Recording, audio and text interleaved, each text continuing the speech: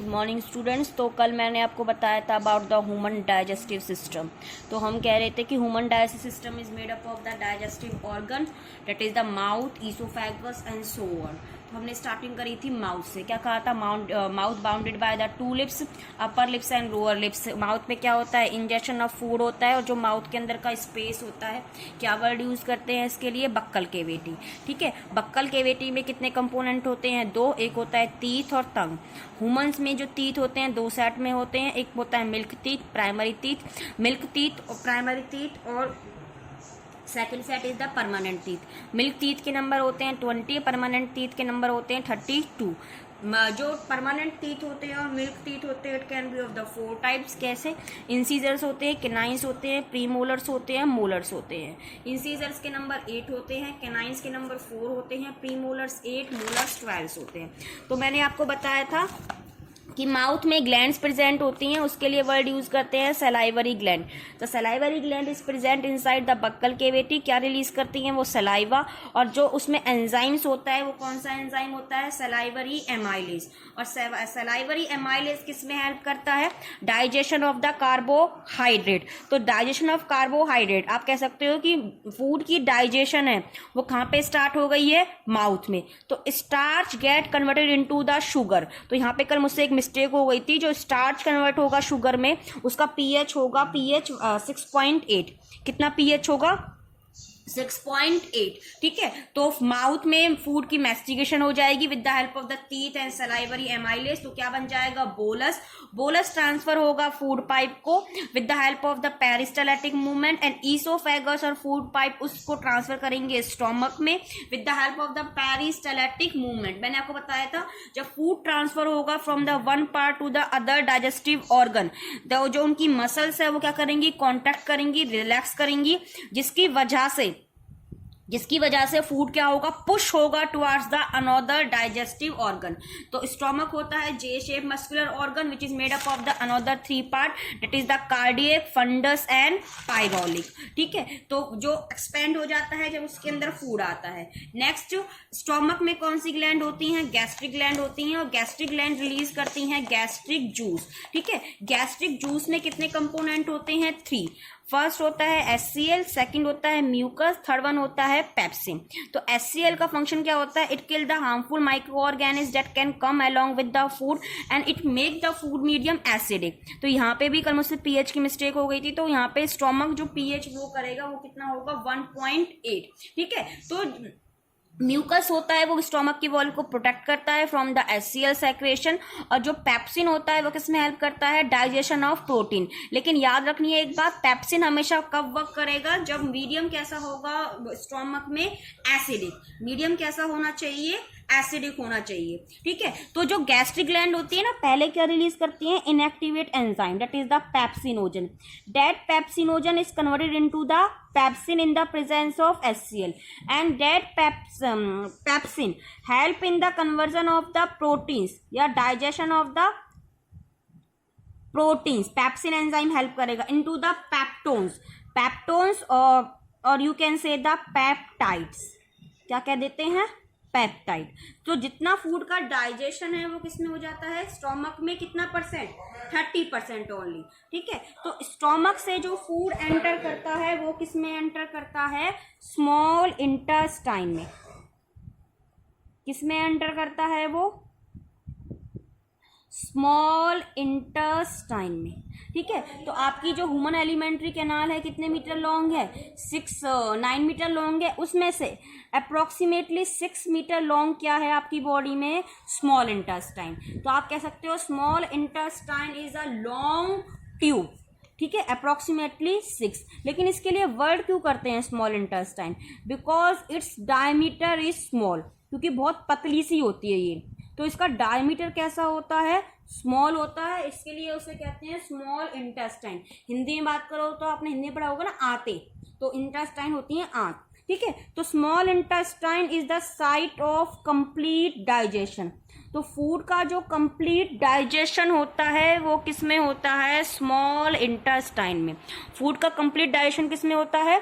Small intestine में। And food का जो एब्जॉर्प्शन होता है एब्जॉर्प्शन होता है वो भी किससे होता है, स्मॉल इंटेस्टाइन से। तो small intestine is the site of complete digestion and absorption of the food.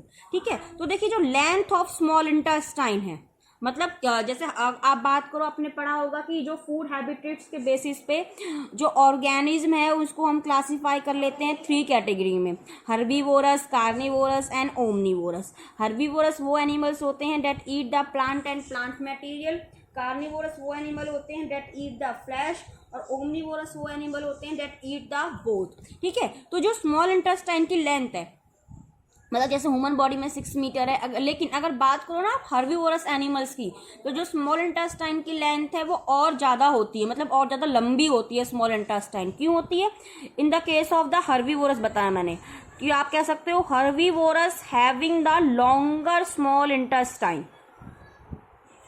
Longer small intestine, because किसको ईट करते हैं? Because they eat the cellulase,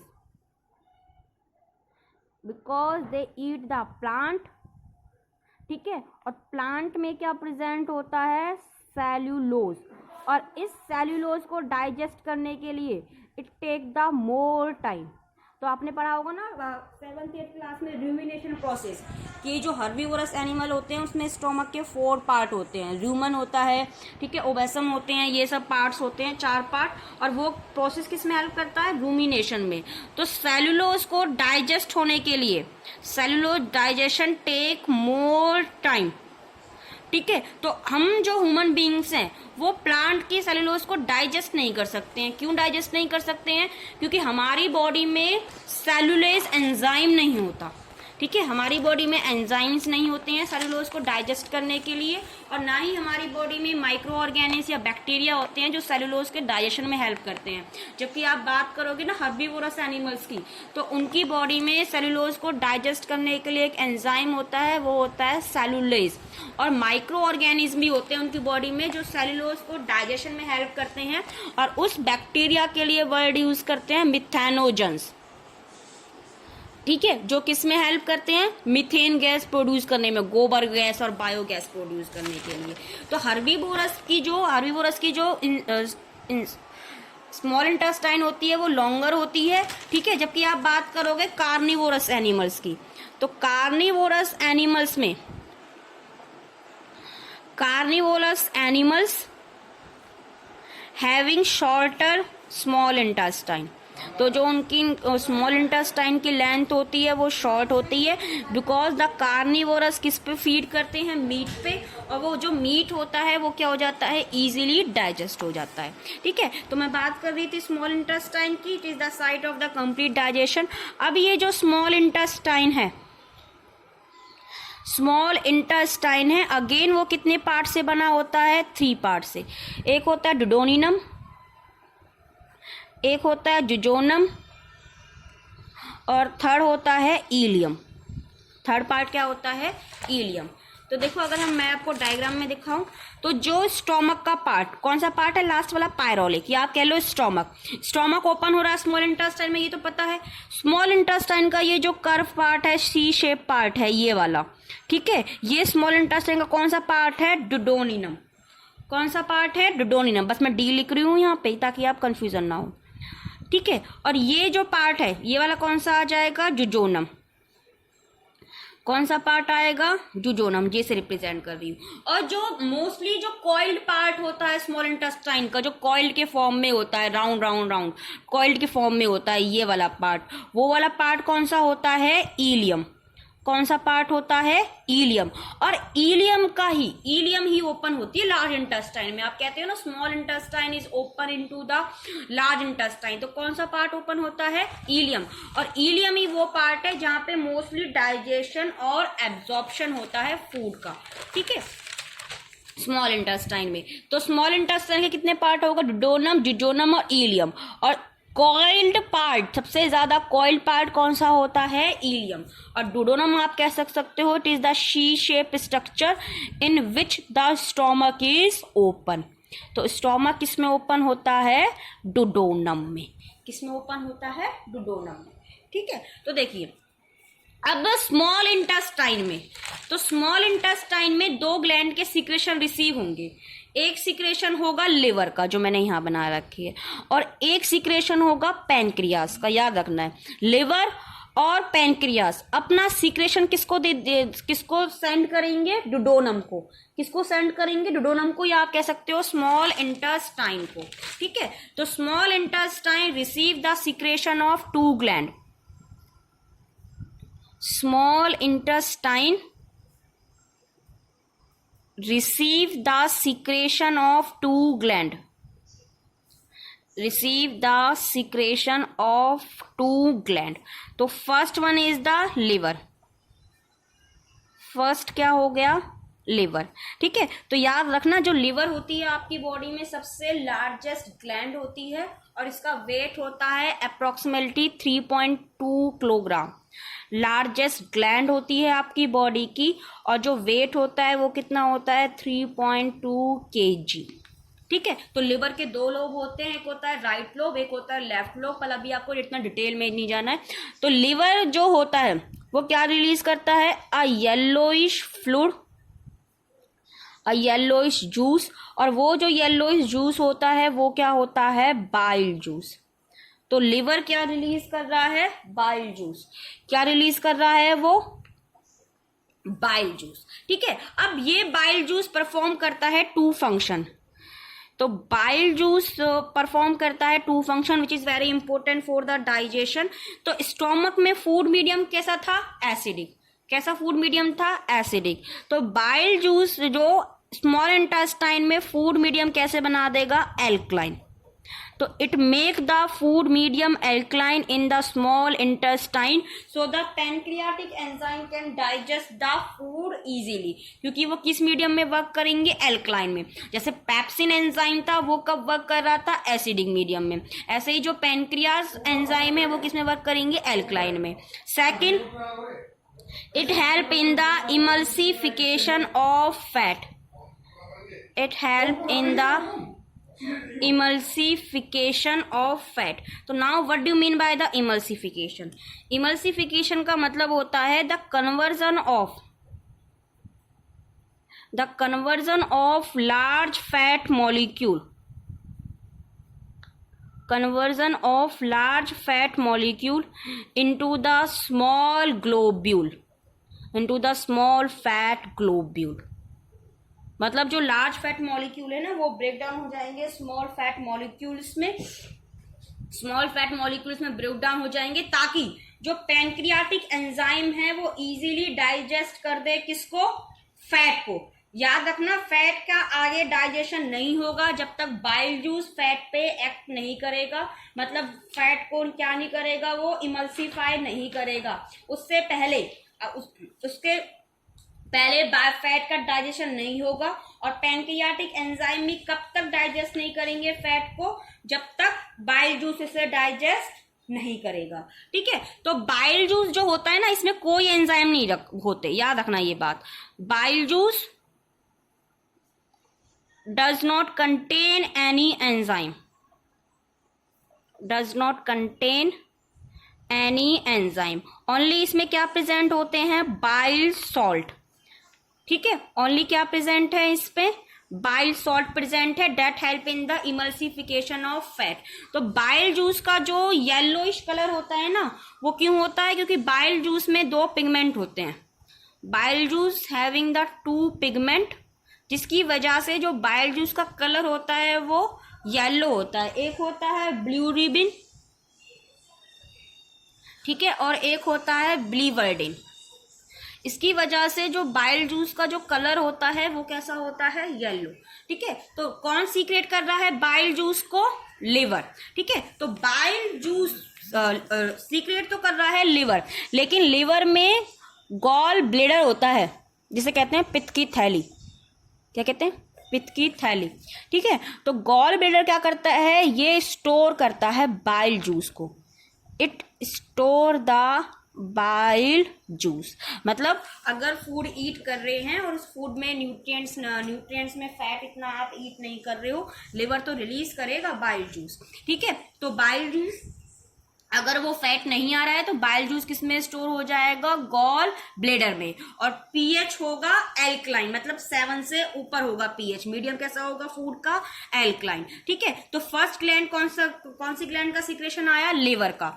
second कौन सी ग्लैंड का सीक्रेशन रिसीव करेगी स्मॉल इंटेस्टाइन, पैनक्रियाज का। किसका, पैनक्रियाज। तो pancreas आप लगा लो एक लीफ लाइक स्ट्रक्चर होती है, ठीक है, जो किस पे प्रेजेंट है, it present below to the stomach, stomach के नीचे प्रेजेंट है, क्या प्रेजेंट है, पैनक्रियाज। ठीक है, तो pancreas it release the pancreatic juice, जैसे gastric gland release the gastric juice, same as the pancreas release the pancreatic juice, and this pancreatic juice contain the different enzyme. तो first आपके syllabus के according आपको याद करने 3 enzyme, trypsin, lipase and pancreatic amylase.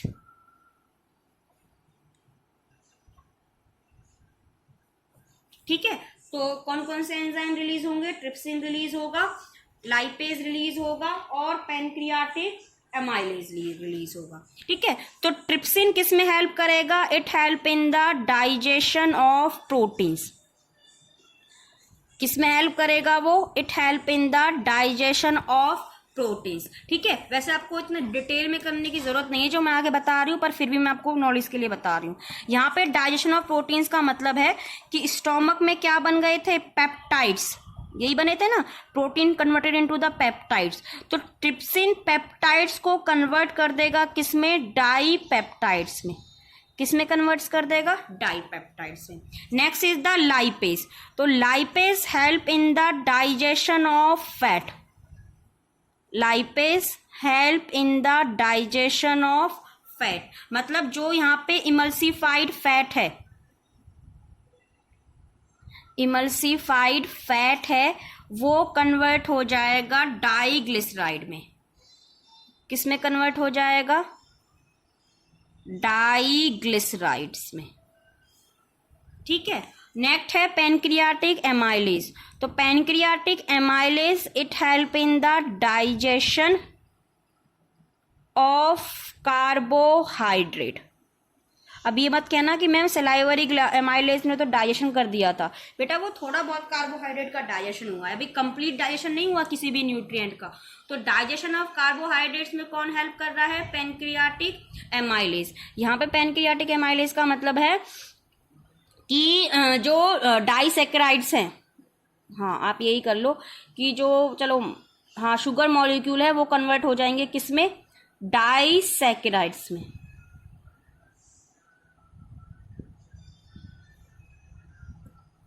ठीक है, तो pancreatic juice release कर रहा है 3 enzyme, that is first one is the trypsin, second one is the lipase and third one is the pancreatic amylase. और ये जो एंजाइम है ऑल 3 किस मीडियम में वर्क कर रहे हैं, ये एल्कलाइन मीडियम में।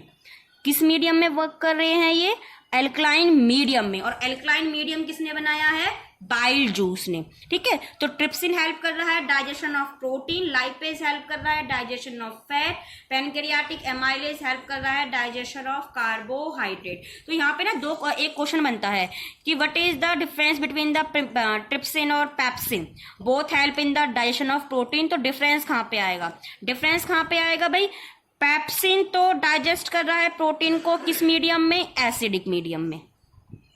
ठीक है, जबकि ट्रिप्सिन डाइजेस्ट कर रहा है प्रोटीन को किस मीडियम में, एल्कलाइन मीडियम में। ठीक है, ट्रिप्सिन जो पेप्सिन है वो किसने रिलीज कर रहा है, गैस्ट्रिक जूस ने। ठीक है, और जबकि जो ट्रिप्सिन है वो किसने रिलीज कर रहा है, पैनक्रियाटिक जूस ने।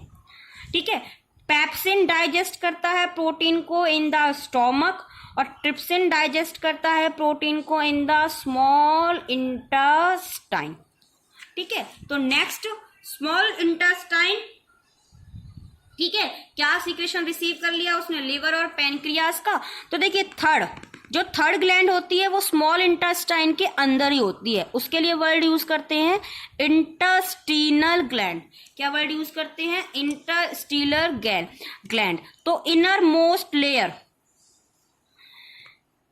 Most layer of small intestine, innermost layer of small intestine having the intestinal gland, having the intestinal gland, ठीक है। और वो क्या रिलीज करेंगी, इंटेस्टिनल जूस, इंटेस्टिनल जूस, या इसके लिए वर्ड यूज करते हैं सकस एंट्रिकस, उस जूस के लिए, ठीक है। And this juice, intestinal juice contain the variety of enzyme. तो यहाँ पे अभी बहुत सारे एंजाइम्स, आपको नेम लर्न करने की जरूरत नहीं है, बस इतना सफिशिएंट है कि intestinal juice contain a lot of different variety of the enzyme that help in complete digestion of food, that help in complete digestion of food. कैसे कि अब जो कार्बोहाइड्रेट्स है फाइनल डाइजेस्ट होके वो किस में कन्वर्ट हो जाएगा, ग्लूकोज में। किस में कन्वर्ट हो जाएगा, ग्लूकोज में। जो प्रोटीन्स हैं, प्रोटीन्स फाइनली डाइजेस्ट होके किस में कन्वर्ट हो जाएंगी, अमाइनो एसिड्स में। किस में कन्वर्ट हो जाएंगी, अमाइनो एसिड्स में। क्या बच गया, फैट। फैट कंप्लीटली डाइजेस्ट हो जाएगा फैटी एसिड और ग्लिसरॉल में। अरे बात समझ में। तो जो कार्बोहाइड्रेट की फाइनल डाइजेस्टेड फॉर्म है, क्वेश्चन यही बनता है कि in which form the carbohydrate is digest. तो क्या लिखना है आपको, ग्लूकोज। प्रोटीन किस में डाइजेस्ट होगा, अमाइनो एसिड्स में।